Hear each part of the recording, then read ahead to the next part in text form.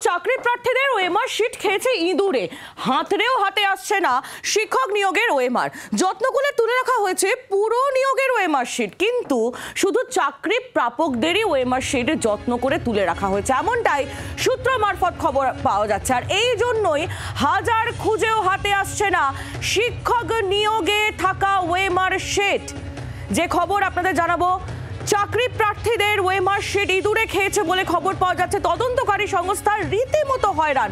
কথা বলবো অর্ণবাংশুর সঙ্গে, আমাদের প্রতিনিধি অর্ণবাংশু নিয়োগী আমাদের সঙ্গে রয়েছেন, আরো বিস্তারিত জানাবেন। অর্ণবাংশু, যারা চাকরি পেয়েছে তাদের ওএমআর শিটগুলো যত্ন করে রাখা হয়েছে, এদিকে যারা পায়নি তাদের ওএমআর শিট কোথাও নেই, তা ইঁদুরের পেটে। আর কি তথ্য আসছে?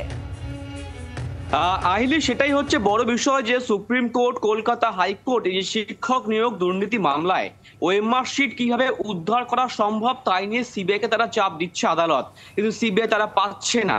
কিন্তু এই জায়গায় দাঁড়িয়ে যখন পুরসভা নিয়োগ দুর্নীতির সামনে আসছে সেই সময় সিবিআই তারা তল্লাশি করে দেখতে পাচ্ছে যে কয়েকটি পুরসভা তারা গিয়েছে, ভিজিট করেছে, তারা দেখতে পাচ্ছে যে ওএমআর শিট একদম আলমারিতে রাখা আছে। কিন্তু কাদের ওএমআর শিট? যারা শুধুমাত্র চাকরি পেয়েছেন তাদের ওএমআর শিট রাখা আছে। কিন্তু প্রশ্ন হচ্ছে যে মূল্যায়নটা কিভাবে হবে? এখানেও অভিযোগ রয়েছে হচ্ছে যে কম নাম্বার পাওয়া ক্যান্ডিডেট চাকরি পেয়েছেন, দুর্নীতি হয়েছে। এই দুর্নীতি পর্দা ফাঁস কি করে সম্ভব? সিবিআই এই প্রশ্নটা তুলছে, কারণ যারা যারা পরীক্ষা দিয়েছেন কারো ওএমআর শিট নেই, শুধুমাত্র যারা চাকরি করছেন তাদের ওএমআর শিটটা রাখা আছে। তো এখন তাদেরকে ধরতে হবে ফাইনাল ক্যান্ডিডেট, বাকিরা তো বেশি নাম্বার পেয়ে থাকতে পারে, কিন্তু তাদেরকে তো তাদের ওএমআর শিটটাই উধাও হয়ে গেছে, ইঁদুরে খেয়ে নিয়েছে। এই অবস্থা দাঁড়িয়ে সিবিআই তারা হাত চাচ্ছেন যে বাকি তো ওএমআর শিট কোথায় আছে, সেই ইনভেস্টিগেশন তারা এগিয়ে নিয়ে যাচ্ছে। একইভাবে বলা হচ্ছে যে ওএমআর শিট নষ্ট করে দেওয়া হয়েছে, শুধুমাত্র তাদেরটাই রাখা হয়েছে যারা কিন্তু পরীক্ষা দিয়েছেন, পাস করেছেন এবং যারা চাকরি পেয়েছেন। প্রশ্ন এখানে আবারও থেকে যাচ্ছে যে এরাই কি ফাইনাল ক্যান্ডিডেট, নাকি এরা হচ্ছে সেই সব মানে অকৃতকার্য ক্যান্ডিডেট? সেটা কিন্তু সিবিআই প্রশ্ন করছে। সিবিআই তার অনুমান করছে যে খুব শীঘ্রই আরো জিজ্ঞাসাবাদ করে 161 এবং 164 তার তথ্য তারা তুলে ধরতে পারবে আদালতের কাছে। একেবারে অর্ণবাংশু, তুমি আমাদের সঙ্গে থাকো, আমরা এই বিষয়ে রাজনৈতিক প্রতিক্রিয়াও নিয়ে নেব। বিজেপি নেতা শ্রমিক ভট্টাচার্য রয়েছেন আমাদের সঙ্গে টেলিফোন লাইনে। শ্রমিক বাবু, যারা চাকরি পেয়েছেন তাদের ওএমআর শিট রয়েছে, আর যারা চাকরি পায়নি তাদের ওএমআর শিট কোথাও খুঁজে পাওয়া যাচ্ছে না। বলা হচ্ছে যে তাদের ওএমআর শিট ইঁদুরের পেটে চলে গিয়েছে। এক্ষেত্রে বোঝা যাচ্ছে না যে যাদের ওএমআর শিট নেই, যারা চাকরি পায়নি, তারা হয়তো বেশি নাম্বারও পেয়ে থাকতে পারে। এই প্রশ্নটা সামনে আসছে, একেবারে হাতড়াচ্ছে তদন্তকারী সংস্থা। কিভাবে দেখছেন বিষয়টা?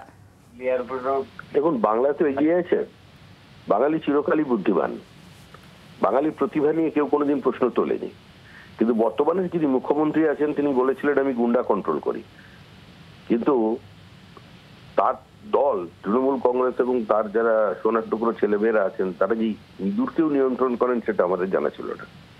মানে এই ধরনের প্রতিভাবান ইঁদুরও যে পশ্চিমবঙ্গে বানানো যায় সেটাও তৃণমূল কংগ্রেস গত 12-14 বছরে দেখিয়ে দিল। তাই আর কিছু করার নেই, চাকরি বাজারে বিক্রি হয়েছে আলু পটলের মতো, এটা সকলে জানা আছে এবং স্বাভাবিকভাবেই তথ্য লোপাট হবে, ইঁদুরকে খাইয়ে দেওয়া হবে, তো এগুলো তো চলতেই থাকবে।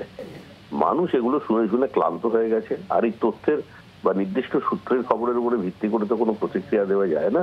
মানুষ জানে এটা অনুমোদিত এবং অনুপ্রাণিত, তো যাদের অনুমোদনে এবং অনুপ্রেরণায় এই কাজটা সংগঠিত হচ্ছে মানুষ তাদের দেখতে চায়।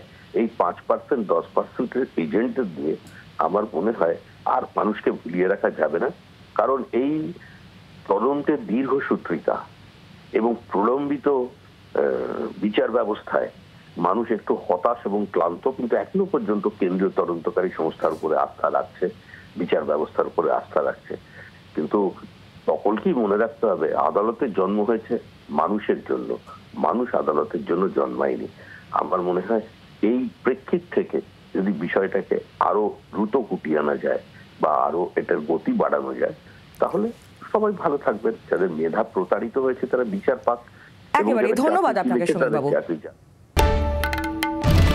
বাংলার আওয়াজ, বাঙালির আবেগ, জি 24 ঘন্টা।